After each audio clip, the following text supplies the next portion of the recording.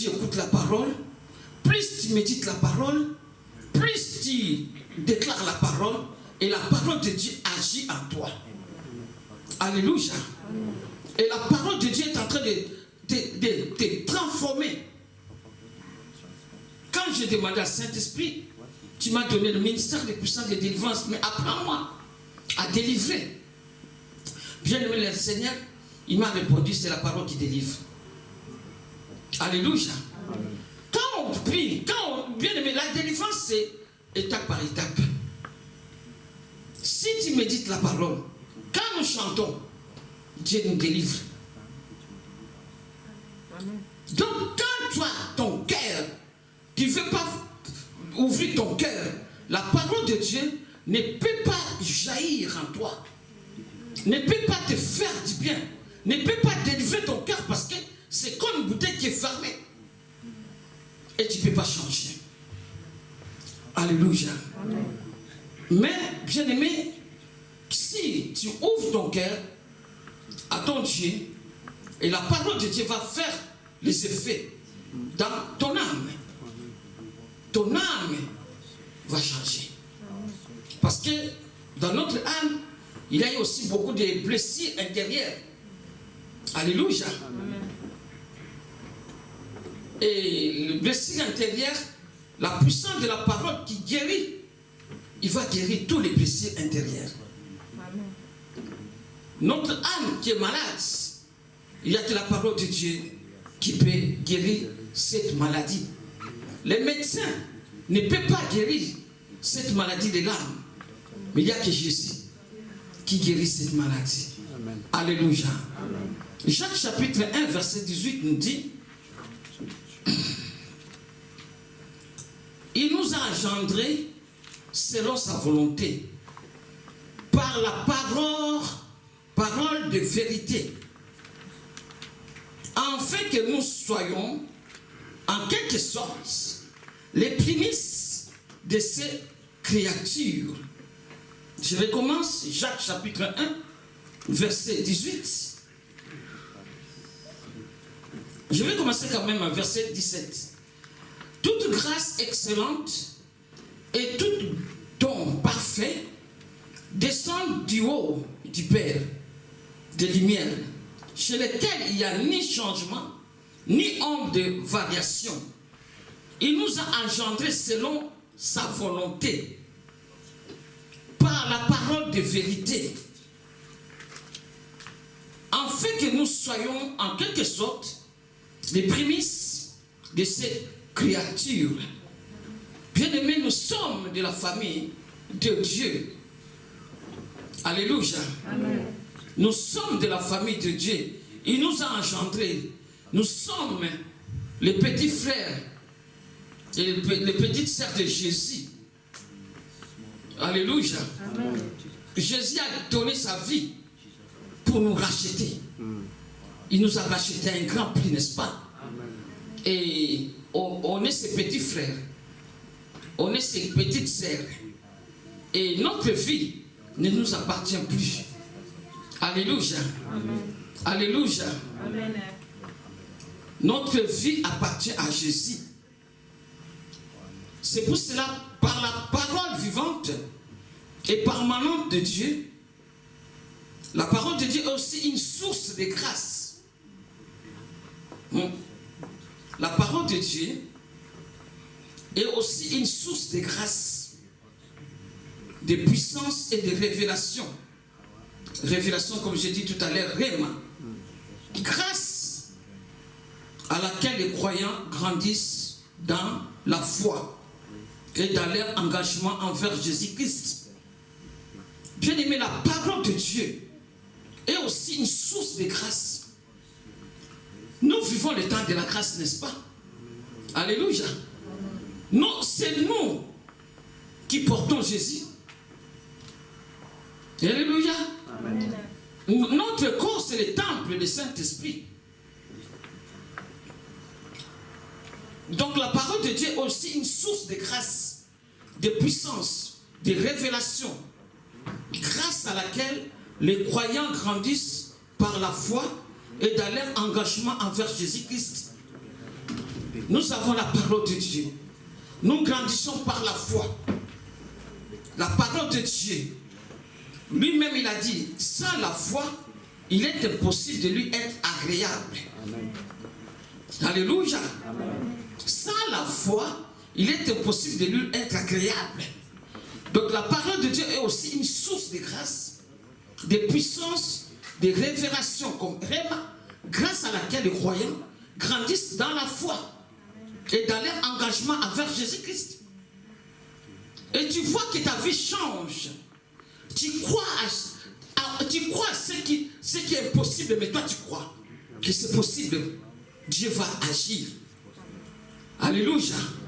Quand le monde dit que c'est impossible, mais toi tu dis que c'est possible, parce que tu as Jésus en toi. Alléluia. Alléluia. Amen. Tout ce que nous regardons maintenant, nous les chrétiens, on comprend que Jésus revient bientôt. Mais les gens de ce monde, ils sont en train d'organiser tout ce qu'Apocalypse a dit. Alléluia. Nation, guerre, nation contre nation, famine. Bien aimé, au Congo, je ne savais pas qu'il y avait famine. Mais il y a famine maintenant, tu ne peux pas t'imaginer. Comment on peut faire des tours de manger? Hein? Les gens qui mangent le matin, les grands, les petits, les grands supportés. Va boire de l'eau. Alléluia. Amen. Alléluia. Oh Jésus. C'est pour vous dire, bien aimé, la parole de Dieu est puissante. La parole de Dieu est puissante, bien aimé. Si tu veux grandir, grandir spirituellement, médite la parole de Dieu, mets en pratique la parole de Dieu, tu vas voir comment tu vas grandir. Tu auras ce qu'on appelle la maturité. Alléluia. Donc la parole de Dieu, c'est l'épée que Dieu nous a donnée afin de combattre Satan. Je vais lire ça tout à l'heure, n'est-ce pas? Jésus-Christ, Satan, l'a tenté. Il a dit, il est écrit. Jésus-Christ a dit, il est aussi écrit. L'homme ne vivra pas de pain seulement, mais l'homme vivra de tout ce qui sort de la bouche de l'Éternel. Donc la parole de Dieu, c'est l'épée que Dieu nous a donnée afin de combattre Satan. Toi, tu médites par la parole de Dieu. Toi, tu lis par la parole de Dieu. Toi, tu te déclares par la parole de Dieu. Comment tu vas combattre l'ennemi? Impossible. Alléluia. Bien aimé, tout est écrit dans la parole de Dieu. Cette Bible, bien aimé, c'est notre héritage. Tableau de bord. Si tu veux réussir, tout est dedans. Ephésiens 6, versets 17 à 19. Satan, l'ennemi peut venir t'attaquer la nuit comme le jour. Mais quand tu connais qu'en toi, il y a la parole vivante. Jésus-Christ habite en toi. Tu sais la puissance qui est derrière la parole. Bien aimé, tu ne peux pas avoir peur. Je vais lire dans Ephésiens 6, verset 17 à 19, il est écrit: prenez aussi le casque du salut et l'épée de l'esprit, qui est la parole de Dieu. Dites Amen. Amen. Prenez aussi le casque du salut, l'épée de l'esprit, qui est la parole de Dieu. Faites en tout temps par l'esprit toutes sortes de prières et d'explications. Veillez à cela avec une entière persévérance. Priez pour tous les saints. Alléluia. Priez pour tous les saints. Priez pour moi. Ça, c'est l'apôtre Paul. Afin qu'il me soit donné, quand je ouvre la bouche, de faire connaître ardemment et librement les mystères de l'évangile. Priez pour moi. Priez pour moi. Bien-aimé, l'épée de l'esprit, c'est la parole de Dieu. Alléluia. À travers la parole, bien-aimé, quand l'ennemi vient attaquer tes pensées, il te ramène dans les pensées de l'Égypte. Toi aussi, tu l'amènes dans la parole de Dieu. Il va fuir. Parce que l'ennemi attaque les pensées, n'est-ce pas? Vrai ou faux? Vous n'êtes pas attaqué dans vos pensées? Surtout quand vous êtes tout seul. À l'église, des fois, tu écoutes la parole de Dieu, lui il vient. Il te ramène à la maison. Tu n'as pas bien mangé. Il te ramène parce que le pain que tu as fait rapide, tu as laissé. Bien aimé, ça c'est les attaques de l'ennemi dans nos pensées. Tu as déjà pardonné ta femme, tu as pardonné ton mari, mais des fois, il te ramène. Oh, ce qu'il t'avait dit là. C'est pas facile, hein? Il t'aime pas. Oh, bien aimé, ça c'est les attaques de l'ennemi dans tes pensées. Comme tu as la parole de Dieu qui est l'épée, tu vas lui dire, il est écrit. Il est écrit. Mon Dieu, mon Jésus, il m'a déjà pardonné. Amen. Il m'a déjà pardonné. Quitte mes pensées au nom de Jésus-Christ. Il va quitter tes pensées. C'est l'épée de l'esprit. Quand on fait les prières de combat là, on déclare la parole de Dieu. On déclare que je suis la tête. Je suis le premier. Je ne serai jamais le dernier. On déclare.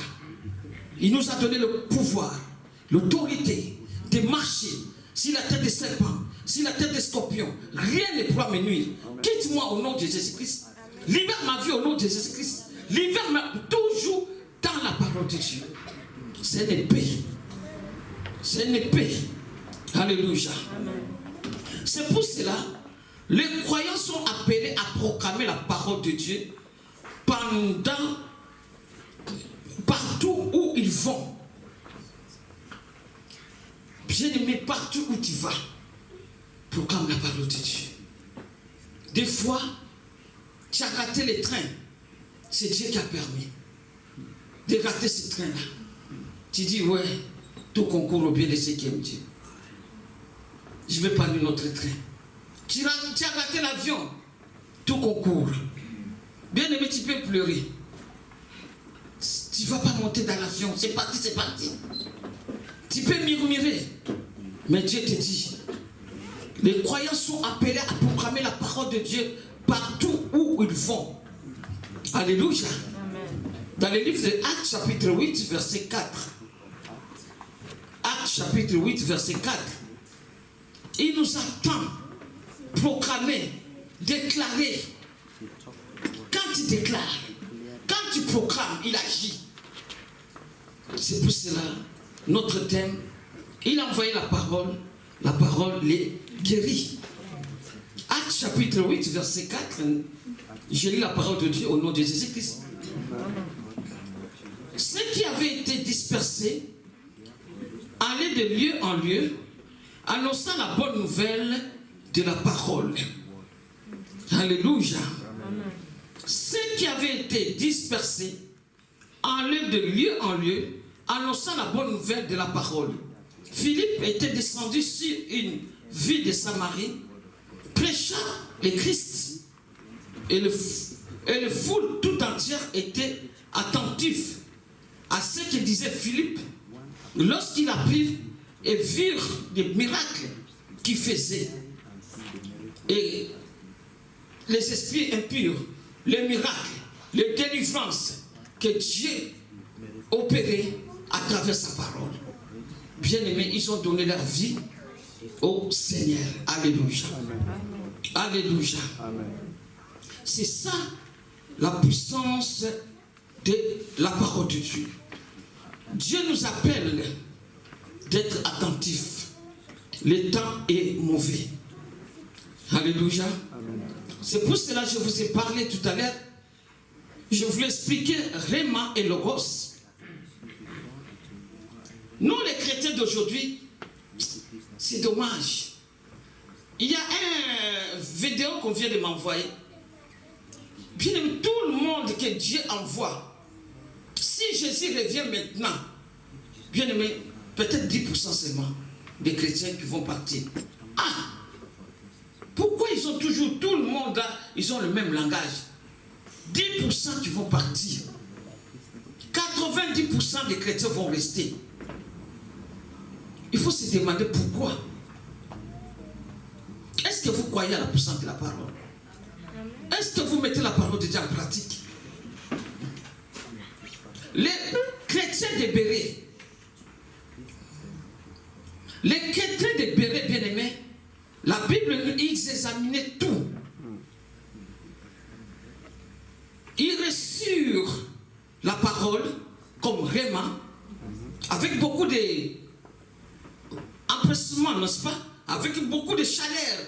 Alléluia, amen. Ils recevaient la parole de Dieu. Mais la Bible nous dit, ils examinaient tout. Chaque jour, ils examinaient les Écritures, qui est Logos, pour voir si ce qu'on leur disait était exact.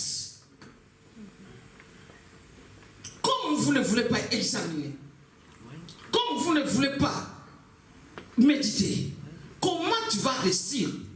Comment tu vas réussir dans ta vie spirituelle? Comment tu vas arriver à la maturité? Ça serait impossible. Et ils étaient en train d'examiner tout. Tout ce qu'on leur disait. Ils examinaient Logos. Toutes les révélations qu'ils recevaient, ils examinaient. Parce que, je voulais vous dire, Logos et Réma, ils travaillent toujours ensemble. Logos et Réma, ils travaillent toujours ensemble. Ils sont inséparables. Alléluia. Alléluia. Amen. Et Logos et Réma, quand ils reçoivent une révélation de la part du Saint-Esprit, bien aimé, ça ne peut pas. Tu reçois une révélation de la part du Saint-Esprit, ça ne peut pas se contredire avec la parole de Dieu. Mais toi, tu n'aimes pas examiner. Toi, tu ne médites pas. Tu vas englober toi. Nous devons connaître les Écritures. Nous devons connaître les Écritures comme Logos pour pouvoir juger si c'est la parole Réma que nous recevons provient du Seigneur ou d'autres esprits. Alléluia. Le Saint-Esprit, c'est lui qui nous amène, qui nous donne Réma. Le Saint-Esprit, c'est lui qui nous donne Réma. De la Sainte, à la Sainte Écriture, la Bible, qui est Logos, sont toujours en accord. Alléluia. Alléluia. Je donne un exemple. Ici, quelqu'un prophétise. Ainsi dit l'Éternel. David avait 4 pierres. Bien aimé, ça ne vient pas de Dieu. Alléluia. Pour tuer Goliath, David avait 5 pierres. Dieu ne peut pas oublier. Saint-Esprit ne peut pas contredire la parole de Dieu. Alléluia. Donc c'est l'homme qui a parlé. C'est pas Saint-Esprit. Alléluia. C'est ça. Il faut toujours vérifier. C'est pour cela, Jésus-Christ a parlé aux pharisiens. Il a dit, Jésus leur a dit, Dieu a répondu, vous êtes tous dans l'erreur. Parce que vous ne comprenez ni les Écritures, qui est Logos, ni la puissance, qui est Réma. Vous ne comprenez rien. Vous ne savez aussi rien. Bien aimé, imagine, on vous dit que la dîme n'existe pas. Oh, la dîme, c'est Ancien Testament. Et tout le monde croit. Surtout les gens qui n'aiment pas donner la dîme. Le diable, il a envoyé ses agents pour enseigner les enseignements pour égarer le peuple de Dieu. Maintenant, on parle même de la onction d'huile.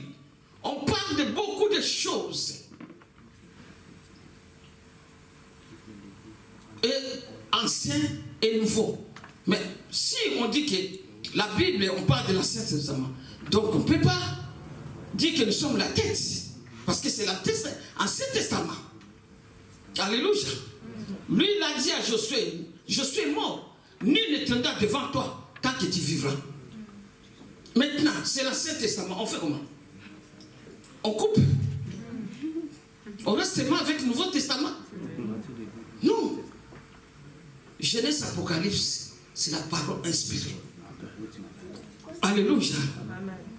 Alléluia. Amen. Jésus lui-même, il a dit aux pharisiens que vous êtes dans l'erreur. Matthieu 22, verset 29. Vous êtes dans l'erreur. Vous ne comprenez pas l'Logos. Vous empêchez aussi les autres de ne pas entrer.